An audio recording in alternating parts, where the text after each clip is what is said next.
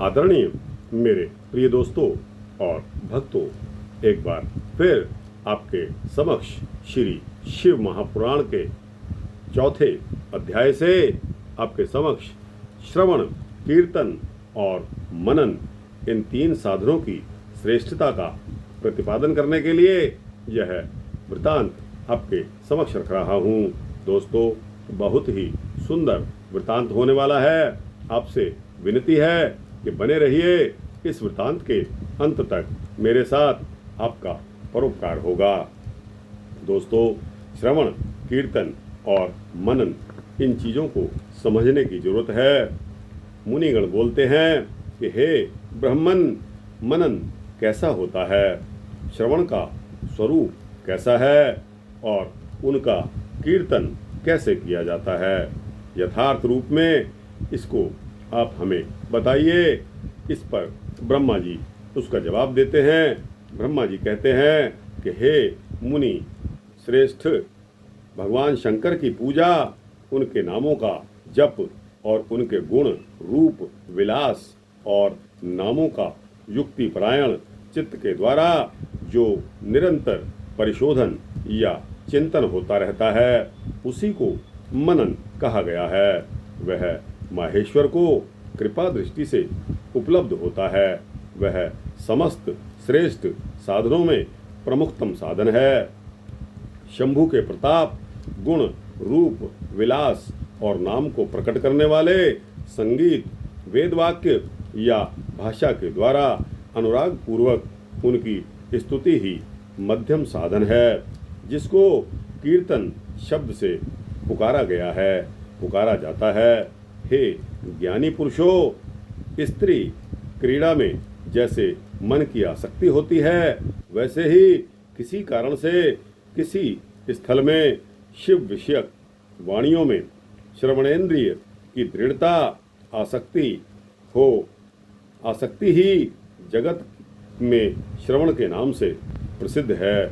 सबसे पहले सज्जनों की संगति से श्रवण सिद्ध होता है, बाद में शिव जी का कीर्तन दृढ़ होता है और अंत में सभी साधनों से श्रेष्ठ शंकर विषयक मनन उत्पन्न होता है।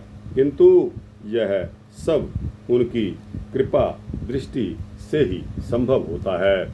सूत जी कहते हैं कि हे मुनीश्वरों, इस साधन का महात्म्य बताने के प्रसंग में मैं आप लोगों के लिए एक प्राचीन वृतांत का वर्णन करूंगा। उसे ध्यान से आप लोग सुनना। पूर्व काल में पराशर मुनि के पुत्र मेरे गुरु व्यासदेव जी सरस्वती नदी के तट पर, सुंदर तट पर तपस्या कर रहे थे। एक दिन सूर्य तुल्य तेजस्वी विमान से यात्रा करते हुए भगवान सनत कुमार अकस्मात वहां आ पहुंचे। उन्होंने मेरे गुरुदेव को वहां देखा। वे ध्यान में मग्न थे। उससे जगने पर उन्होंने ब्रह्मा के पुत्र सनत कुमार को अपने सामने जब उपस्थित देखा, वे बड़े वेग से उठे और उनके चरणों में प्रणाम किया। प्रणाम करके मुनि ने उन्हें अर्घ्य प्रदान करके देवताओं के बैठने योग्य आसन भी अर्पित किया। तब प्रसन्न हुए भगवान सनत कुमार विनीत भाव से खड़े हुए व्यास जी से गंभीर वाणी में कहने लगे। क्या कहने लगे? सनत कुमार जी कहते हैं कि हे मुनि, आप सत्य सनातन भगवान शंकर का हृदय से ध्यान कीजिए, तब वे शिव प्रत्यक्ष होकर आपकी सहायता करेंगे। आप यहाँ तप किस लिए कर रहे हैं? इस प्रकार सनत कुमार के कहने पर मुनि व्यास जी ने अपना आशय बताया। मैंने आपकी कृपा से वेद सम्मत धर्म, अर्थ, काम और मोक्ष की कथा को मानव समाज में अनेक प्रकार से प्रदर्शित किया है। इस प्रकार सर्वथा गुरु स्वरूप होने पर भी मुझ में मुक्ति के साधन का ज्ञान उदय नहीं हुआ है। यह आश्चर्य ही है। मुक्ति का साधन न जानने के कारण उसके लिए मैं तपस्या कर रहा हूँ। हे विप्रेंद्रो, इस प्रकार जब व्यास मुनि ने भगवान सनत कुमार से प्रार्थना की, तब वे समर्थ सनत कुमार जी मुनि मुक्ति का निश्चित कारण बताने लगे। भगवान शंकर का श्रवण, कीर्तन और मनन, ये तीनों महत्तर साधन कहे गए हैं। ये तीनों ही वेद सम्मत हैं। पूर्व काल में दूसरे दूसरे साधनों के संभ्रमण में पढ़कर घूमता घामता मंदराचल पर जा पहुंचा और वहां तपस्या करने लगा।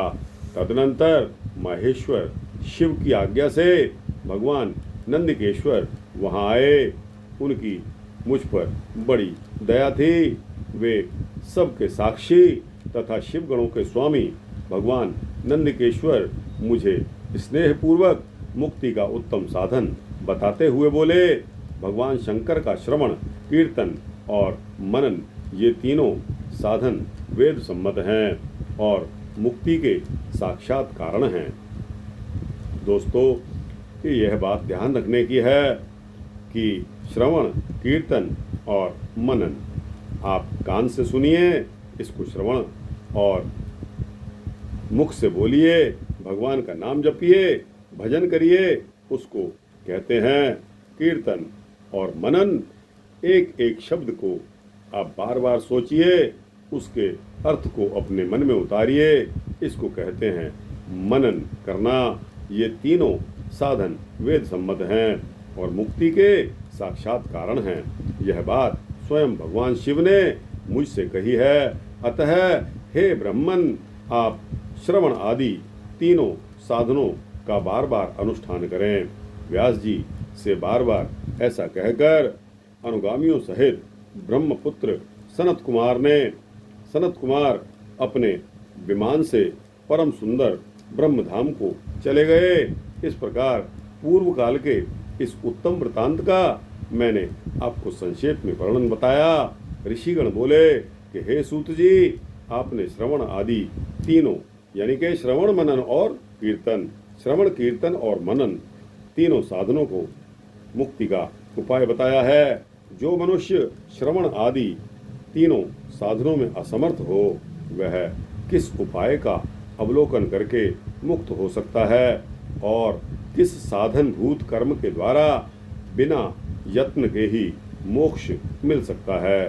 तो दोस्तों, इस शिव महापुराण के अंतर्गत प्रथम विद्येश्वर संहिता के साधन खंड में चौथा अध्याय यहाँ संपूर्ण होता है। आपको कैसा लगा?